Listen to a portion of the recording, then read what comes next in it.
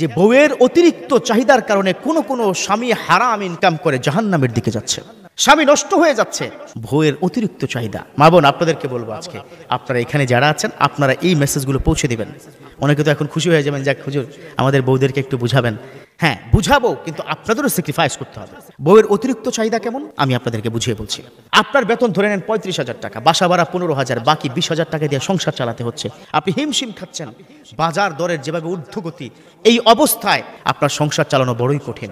একটা সংসারের সুখ এনে দিতে পারে সুন্দরভাবে, ক্লাসিক্যালভাবে, চমৎকার করে গুছিয়ে সুখময় ঘর তৈরি করতে পারে আপনার স্ত্রী। বউয়েরা তারাই পারে সিস্টেমেটিক। আচ্ছা, বউ যদি চিন্তা করে একটু ঝোল বাড়িয়ে দিবে, তরকারি একটু কমিয়ে দিবে, হ্যাঁ, সিস্টেমেটিকভাবে রুটিন করে করে যদি সে খাওয়ায়, খাবার অপচয় করবে না, এভাবে যদি সে টাইট শিডিউল করে চালায়, তাহলে কিন্তু আপনার সংসার সুখময় হবে, আপনার অতিরিক্ত ইনকাম করতে হবে না। এমনকি যে 35,000 টাকা বেতন পাচ্ছেন, আরও 2,000 টাকা আপনি সেভও করতে পারেন। Every single matter depends on your wife. আপনার স্ত্রীর উপরে সেটাকে ডিপেন্ড করে। আমাদের দেশে এই যে প্রায় 5 লক্ষ ইমাম সাহেব আছেন, তারা কিন্তু 10,000 15,000 টাকা তাদের মাত্র ইনকাম। তারা চাকরি করে, মসজিদে তারা ইমামতি করে, এই 15,000 টাকার মধ্যে তারা সংসার চালায়। অতিরিক্ত তারা লোভও করছে না, কোনো সুদ ঘুষের মধ্যেও তারা কি যাচ্ছে না।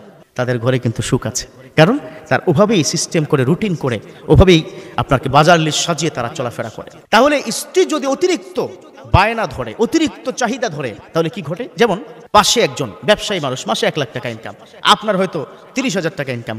সে যদি পাশের বাড়ির ওই রান্নার চিন্তা ভাবনা করে ওই ঘরে যদি যায়, ওই ঘরে কি যাওয়ার পরে আপনার কি গিয়ে দেখলো আজকে কি গরুর গোশত কালা ভুনা, হ্যাঁ আজকে এটা আজকে ওটা, এরকম কি দেখে দেখে তার ভিতরে একটা লোভ তৈরি হয় যে আমার ঘরে আজকে মাত্র সবজি আর সামান্য একটু কি গুঁড়া মাছ এ দিয়ে, আর তার ঘরে আজকে মানে আপনার কি পোলাও আছে, এই আছে, বিরিয়ানি, সেই এগুলো যখন সে দেখতে থাকে, তার ভিতরে একটা লোভ কাজ করে।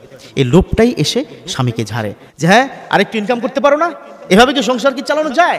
এই করতে করতে স্বামী স্ত্রীর মধ্যে একটা দ্বন্দ্ব তৈরি হয়। স্বামী বেচারা কি করবে সে চিন্তা করে, হায় রে আর কত এরকম কি বকা, কত প্রেশার, আর ভাল লাগে না। তখন সে ধীরে ধীরে পাপের দিকে চলে যায়, তখন সে ঘুষ খাওয়া শুরু করে দেয়, তখন সে অন্যের প্রতি জুলুম করে, তখন সে অন্যের কাছে ধার আনে যে বন্ধু আমাকে 10,000 টাকা কি ধার দাও, আর পারতেছি না, তোমার মানে কি ভাবিকে এবার শাড়ি না দিলে অবস্থা খারাপ হয়ে যাবে। অথচ দেখুন আপনার ঘরে কিন্তু শাড়ি আছে 10টা, এই যে অতিরিক্ত আপনার চাহিদা, আরেকটা শাড়ি লাগবে, 3 পিস লাগবে, এটা সেটা লাগবে, এটার কারণে বন্ধুর কাছ থেকে ধার এনে ওই টাকা আর পরিশোধ করছে না। আপনি কি জানেন আপনার স্বামী টাকা পরিশোধবিহীন যদি মারা যায়, ওই বন্ধু যদি তাকে ক্ষমা না করে, আপনার স্বামী জাহান্নামী। আর ওই স্বামী যে জাহান্নামী হয়েছে কার কারণে? আপনার অতিরিক্ত চাহিদার কারণে। আপনিও পার পাবেন না, ওই বন্ধুর কাছ থেকে টাকা আনার মূল কারণ আপনি, আর আপনি এই কারণে আপনিও কিন্তু ওই বান্দার হক নষ্ট করেছেন, সেই সাথে আপনিও কিন্তু জাহান্নামী। কথা কি বুঝেন নাই? আজকে গিয়ে ঘরে বলবেন অতিরিক্ত চাহিদা করো না, লা ইন শাকারতুম লা আযীদান্নাকুম ওয়া লা ইন কাফারতুম ইন্না আযাবি লাশাদীদ। আল্লাহ নিজে বলে দিয়েছেন, তুমি যদি শুকরিয়া জ্ঞাপন করো, অল্পতে সন্তুষ্ট থেকে, লা আযীদান্নাকুম, তোমার ঘরের মধ্যে আমি সুখ বাড়িয়ে দিব, শান্তি বাড়িয়ে দিব।